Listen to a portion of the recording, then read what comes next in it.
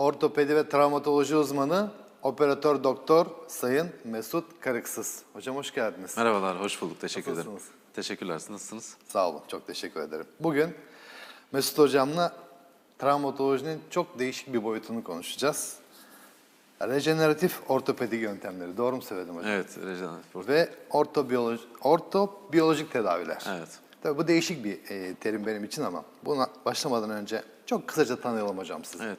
İsmim Mesut Karıksız, ortopedi ve travmatoloji uzmanıyım. Daha çok deformite cerrahisi, boy uzatma ve rejeneratif tıpla ilgileniyorum. Yoğun bir çalışma değil mi ortopedi? Ortopedi tabii çok yoğun. Ülkemizde tabii travmalar da çok yoğun. Onun dışında ortopedi çok zaten geniş bir bölüm. Çocuk yaştan başlayıp 80-90 yaşına kadar süren bir hasta skalamız var. Bunların içerisinde tabii spor cerrahileri, tabii günümüzde artık rejeneratif tıp çok ön plana geldi. Kök hücre tedavileri, PRP'ler, egzozomlar. Bunlarla ilgileniyoruz. Hocam kemik çok değerli bir doku. Evet. Ben de diş hekimiyim, kemiği çok severim. Çalışmayı da çok severim. Ve çok da ödüllendiriyor insanı. Bu yüzden de değişik yöntemlere de çok açığız. Bugün ortobiyolojik tedavi dediğimiz zaman hocam, neyi kapsıyor? Bu uygulamadan birazcık bize bahseder misiniz? Ortobiyolojik tedaviler tabii günümüzde artık çok popüler olmaya başladı. Tabii insanlar sosyal medyadan da, basından da her gün yeni tedavileri duyuyorlar. Tabii bu tedaviler mucize tedaviler mi? Bunlarla ilgili bir sürü hastalardan da bize geri dönüş oluyor. Gerçekten mucize mi? Bugün tabii bunu konuşmamız lazım. Kesinlikle. Ortobiyolojik tedaviler dediğimiz günümüzün en popüler tedavi yöntemleri. Biz tabii hekim olarak önce bir dokunun sağlıklı olmasını, korumayı hedefliyoruz. Bunun için ortobiyolojik tedaviler o dokunun yenilenmesini, çoğalmasını, hasarlı dokunun tamir edilmesi için günümüzde oldukça popüler olarak kullanılmakta. Tabii tüm dünyada oldukça popüler. Türkiye'de de dünyayla çok yakın bir şekilde aynı anda bu dünyadaki tüm güncel tedavileri Türk hekimleri çok yaygın bir şekilde kullanıyorlar. Çok iyi bir altyapımız var, çok iyi Evet. yetişmiş hekimlerimiz var. Çok da dışarıdan çok gelen hastalarımız da var. Evet. Bu yüzden çok iyi bir seviyede olduğumuzu da Evet, söyleyebiliriz. yok gerçekten sağlık konusunda, tıp konusunda Türkiye çok önde, çok ileride. Tüm dünyadaki tüm güncel tedavileri tüm dünyayla aynı anda bazen biz bile onlardan çok daha önce Bir adım da önde de olabiliyoruz. önde olabiliyoruz, evet. Peki hocam, kök hücre dediğimiz zaman kök hücreyi elde edilmesi ve bu kök hücrenin kullanım alanı ortopedide hangi alanlarda daha sık karşımıza geliyor? Kök hücreler tabii ki isminden de anlaşıldığı gibi kökten geliyor. Bu kök hücreler başka farklı dokulara dönüşebilen, çoğalabilen hücrelerimiz. Tabii vücudumuzda bir sürü kök hücre var. Baktığımız zaman 200'ün üzerinde kök hücreler var. Tabii bu kök hücrelerin bazılarını kullanabiliyoruz, bazıları da hem yasal hem etik nedenlerden dolayı kullanamıyoruz. Mesela fetal kök hücreler var, embriyolojik kök hücreler var, yine somatik kök hücreler var, mezenşimal kök hücreler var. Biz daha çok şu an ortopedi alanında ve birçok tıp alanında mezenşimal kök hücreleri kullanıyoruz. Mezenşimal kök hücreleri de alma yöntemlerimiz var. Genelde bunları ya yağ dokusundan ya da kemik iliğinden aspirat şeklinde alıp çeşitli işlemlerden geçirip ondan sonra uygulanabilecek bir hale getiriyoruz. Uygulanabilecek hale getirdikten sonra onu hasarlı dokuya, yenilenmesini sağlamak istediğimiz dokuya ya da çoğalmasını sağlamak istediğimiz dokuya çeşitli yöntemlerle uygulayıp o hasarlı dokunun ve yenilenmesi gereken dokunun yenilmesini sağlıyoruz. Peki zor bir uygulama mı olması? Yani acı var mı? Biliyorsunuz hastalar gelince en çok ondan korkarlar. Ağırlı bir işlem mi diye. Aslında Yani korkmalı mıyız? Evet. Tabii ki korkmamalıyız. Bunlar çok ağrılı yöntemler değil. Dediğim gibi birkaç yöntem var. Mesela göbek yağından aldığımız mezenşimal kök hücreleri birkaç yöntemle ya mekanik ayrıştırmayla ya enzimatik ayrıştırmayla göbek etrafını genelde biz bunu tabii ameliyathane şartlarında yapıyoruz. Bazen ameliyathanelerle kombine şekilde yapıyoruz. mesela bir kök hücre tedavisini, menisküs ameliyatını yaptıktan sonra ya da ön çapraz bağ ameliyatını ya da kıkırdak tamirini yaptıktan sonra oradaki kıkırdak dokusu yenilensin, çoğalsın diye ameliyat esnasında uygulayabiliyoruz veya sadece kök hücre tedavisini uyguluyoruz. Bazen de ameliyat esnasında değil de daha çok ayaktan, klinik şartlarında da Poliklinikte de yapılabiliyor. yapılabiliyor. Yani bu yağ dokusundan olanlar için konuşuyorum. Tabii kemik iliği aspiratı yaptığımız zaman çok hafif bir ağrılı bir işlem. Çünkü aspirat anında biraz ağrı oluşuyor. Bunları tabii genelde ameliyathane koşullarında sağlıyoruz. Bazen de tabii güncel literatüre baktığımız zaman bu yağ dokusuyla kemik iliği dokusundan alınan kök hücreler arasında bir takım farklılıklar var. Evet. Birine daha artısı olan yönler var, diğerine artı olan yönler var. Mesela yağ dokusundan alınan kök hücrelerde kök hücre sayısı kemik iliğinden alınanlardan çok daha fazla. Daha fazla. Ama kemik iliğindeki aldığımız kök hücreler de yağdan aldığımız kök hücrelerden çok daha kaliteli oluyor. Biz güncel uygulamalarımızda artık genelde ameliyathanede koşullarında yaptığımız hastalar için söylüyorum. Biz burada kemik iliğinden aldığımız yağ dokularıyla göbek etrafından aldığımız yağ dokusundaki kök hücreleri çeşitli işlemlerden geçirip aynı anda iki yağ dokusuyla kemik iliğindeki kök hücreleri karıştırıp ikisinden faydalanıp uygulayacağımız dokuya o şekilde uyguluyoruz. Peki bu kalıcı bir işlem mi oluyor? Yani buradaki rejenerasyon ya da oradaki bir iyileşmeyi teşvik ettikten sonra bu takibini nasıl yapıyorsunuz mesela? Evet. Başarılı olup olmadığını nasıl öğreniyorsunuz? Tabii şimdi öncelikle bir uygun hastayı seçmemiz lazım. Uygun bir endikasyonda uygulamamız lazım. Ve hastayla iyi bir iletişim halinde hastanın beklentilerini ve bizim yapabileceklerimizi konuşmamız lazım. Çünkü bunlar öncelikle başta da konuştuğumuz gibi öncelikle mucize değiller. Tabii kesinlikle onu bir kere söyleyelim yani. Çünkü bazen hastalardan da böyle geri dönüş veya beklenti yüksek oluyor. Beklenti çok yüksek oluyor veya bazen sosyal medyadan böyle bir anlatılıyor ki sanki böyle mucize bir tedavi, ameliyata alternatif bir tedavi. Evet, ameliyattan kaçış için. Ameliyattan kaçış için olarak. tabii ki bizim dünyanın her yerinde böyle. Bizim kültürümüze biraz daha fazla, daha çok emek harcamadan, işte ameliyat Kolay olmadan kolay bir şekilde tedavi arıyoruz. Ama öncelikle hani bunun ne olduğunu, ne sağlayabileceğini bilmemiz lazım. Mesela biz bu kök hücre tedavilerini erken evre kıkırdak hasarlarında uygulayabiliyoruz. Evet. Ama çok ileri evrede artık dizdeki mesela, diz için örnek vermek gerekirse, dizdeki kıkırdaklar artık tamamen harap olmuş. Mekanik desteğini yitirmiş, bacaklarda eğrilikler gelişmiş, hareket kısıkları gelişmiş. Çok ileri evrede ameliyat olması gereken hastalarda artık bu belki klinik olarak bir miktar ağrısını kesecektir. Hareket açıklığını biraz artıracaktır ama tamamen geri dönüşümlü kıkırdak dokusunun oluşmasını sağlamayacaktır. Ama tam tersi erken evrede daha kıkırdakta çok daha bölgesel, fokal bir küçük bir lezyonu olan bir hastada uygulanırsa o belki ömür boyu herhangi büyük bir ameliyat gerektirmeden oradaki kıkırdak dokusunun yenilenmesini sağlayacaktır. Yani doğru teşhisle, doğru uygulamayla çok güzel ve bir geri dönüşüm almamız. Tabii ki öncelikle dediğim gibi uygun endikasyon ve beklentilerin uyuşması lazım. Bir de son zamanlarda şimdi Mesut Hocam çok sık duyuyoruz PRP yaptırdım. Evet. PRP zaten çok geniş alanlarda kullanılıyor.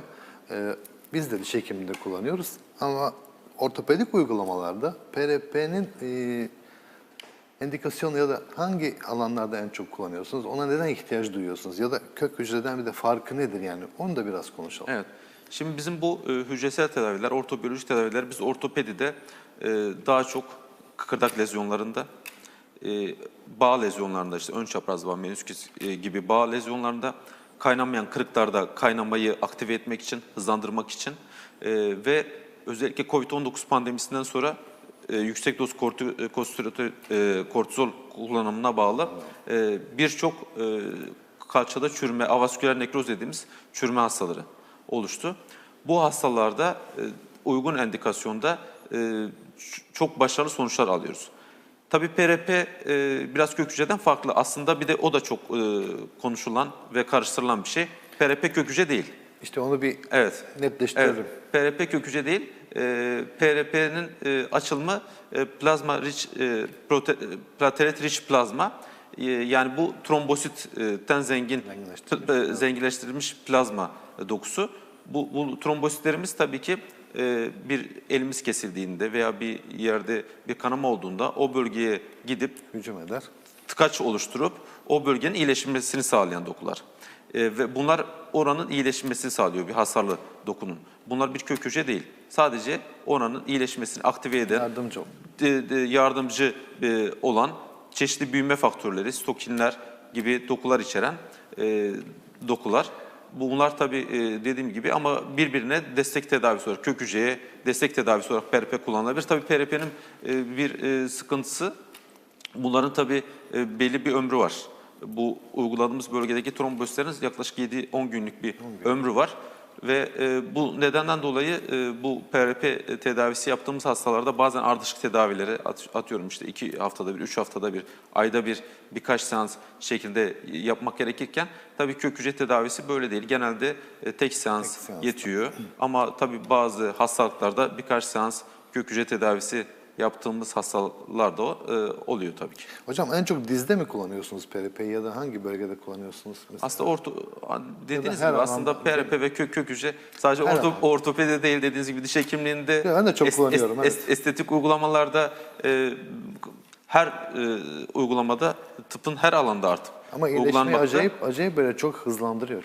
Çok toparlıyor yani.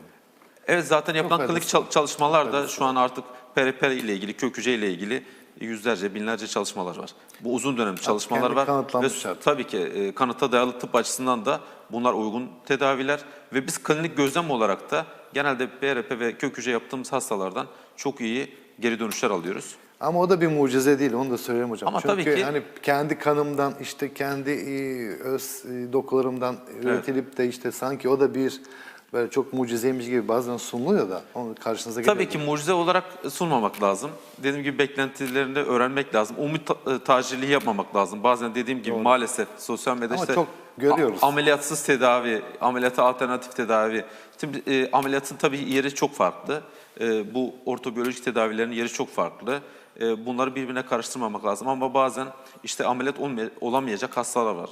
Çok ileri yaşta bir sürü hastalığı olan, bu anesteziyle ilgili çok ciddi problemler yaşayacak hasta grupları var.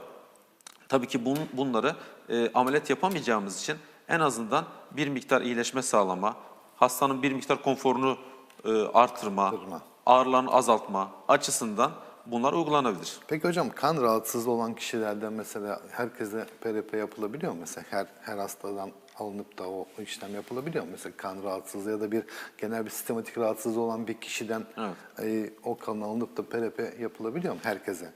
Genel olarak. Genel olarak şöyle, zaten kendi dokusundan aldığımız için çok bir immünolojik bir reaksiyon oluşmuyor, bir olmuyor. sıkıntı oluşmuyor. Ama tabii şöyle bir durum var. Mesela kök hücre için de geçerli, PRP için bu PRP için de aslında kısmen geçerli. Yapacağımız dokuda mesela bir kök hücreler gittiği doku daha farklılaşıyor. Orada hücre sayısını artırıyor. Yeni hücreler oluşmasını sağlıyor. Mesela uyguladığınız dokuda bir tümör hücresi varsa oradaki tümör kanser dokusunu da artıracak. O yüzden mesela kanser hastalarında için, kemoterapi alan hastalar için bu tedaviler çok dikkatli uygulanması lazım. Çünkü tabii iyileşme dokusunu artıracak, iyileşmeyi sağlayacak ama aynı zamanda buradaki kanser dokularını da artıracak. O yüzden bu konuda biraz dikkatli olmak gerekiyor. Yani kök hücrede de söylediğimiz gibi yani doğru endikasyon. Tabii endikasyon doğru çok yaklaşım. Doğru hasta. Doğru hasta çok önemli. Bir de hocam eksozom dediğimiz bir Evet. durum var. Bu da ortopedik uygulamalardaki uygulamasını sormak istiyorum. Eksozom nedir? Şimdi egzozomlar, bunlar çok daha yeni, biz 80'li yıllardan sonra bulunmuş maddeler. Bunlar kök hücrelerden salınıyor. Bunlar bir takım kesecikler, protein kesecikleri. Bu protein kesecikleri gittiği dokular arasındaki iletişimi, hücreler arası iletişimi sağlayan, orada çeşitli hormonların ve stokinlerin büyüme dokularının salgılanmasını sağlayan normal bir kök hücrenin 1/1000'i kadar küçüklükte kesecikler.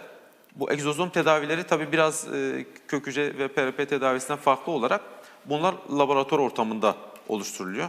Suni. Suni değil ama göbek kordonundan alınan dokuların laboratuvar ortamında ekilerek, çoğaltılarak oluşturulduğu dokular, egzozomlar. Egzozomlar zaten bize uygun laboratuvarlarda tıbbi sertifikasyonu yapılmış, hücre sayımı belli olan, içerisinde kaç tane egzozom olduğu belli olan sertifikalı bir şekilde geliyorlar. Bunları da enjeksiyon şeklinde ekleme yapacaksak eklem içerisinde, başka bir doku yapacaksak o dokuya enjeksiyon şeklinde uygulamalarda bulunuyoruz. Yani gene kendi öz dokularımızdan üretip de alınıp da üretilen bir Yani bu bir egzozomlar tabii madde mi diyelim? evet, kendi dokumuzdan değil de bunlar dediğim gibi göbek kordonundan alınıyor. Laboratuvar ortamında oluşturuluyor. Herhangi bir immünolojik reaksiyon oluşmaması için özel işlemlerden geçiriliyor. Hazır hale getiriliyor ve bize veriliyor. Aynı Tabii bunu hastaya mı kullanılıyor hocam? aynı hastada kullanmıyor. Yani bunlar hazır flakon şeklinde geliyorlar.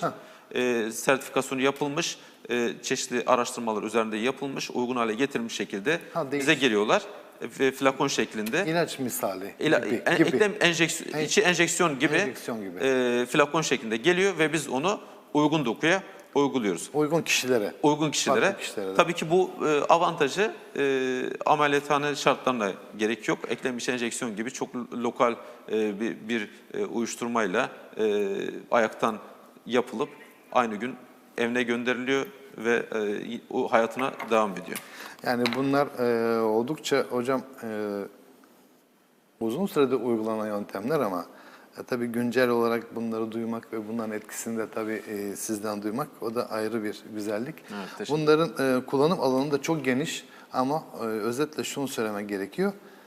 Doğru teşhis, doğru hasta, doğru uygulamayla yüz güldürücü sonuçları da Kesinlikle. alıyoruz. Tabii ki sadece bu tedavilerle yetinmemek gerekiyor. Bizim ortopedideki uygulamanın hepsinden sonra düzgün bir fizik tedavi, iyi bir rehabilitasyon, bazen bu tedavilerin birbiriyle kombine edilmesi, bazen mesela kök hücre yapılıp ardından ardışık işte PRP tedavileri ya da sonuçta uygulayacağımız dokunun yapı taşları var. Mesela hyaluronik asit gibi, kolajen gibi veya vitamin eksikliği varsa o vitamin eksikliklerinin yerine konulması gibi kombine tedavilerle multidisipliner bir şekilde yaklaşarak uygun bir hastada yapılırsa bunların sonuçları çok iyi ve çok yüz güldürücü sonuçlar. Yani biz ortobiyolojik tedavileri daha uzun süre konuşacağız. Bu durum buna gösteriyor. Sadece ortopedi için değil, tıbbın her alanda muhtemelen her gün daha yeni uygulamalar olacak ve bunları günümüzde daha çok konuşacağız. Öyle görünüyor. Mesut Hocam çok teşekkür ederim. Ben teşekkür ederim. Daha Çok birkaç sorumuz vardı ama başka bir programda da sizi ağırlamayı çok isteriz. Ağzınıza sağlık, iyi ki geldiniz. Çok teşekkürler, çok sağ olun. Bugün de geldik programımızın sonuna. Bir sonraki programda işi sadece sağlık olan doktorlarla tekrar karşınızda olmaya devam edeceğiz. Hepinize güzel bir gün diliyorum. Sağlıkla kalın, hoşça kalın.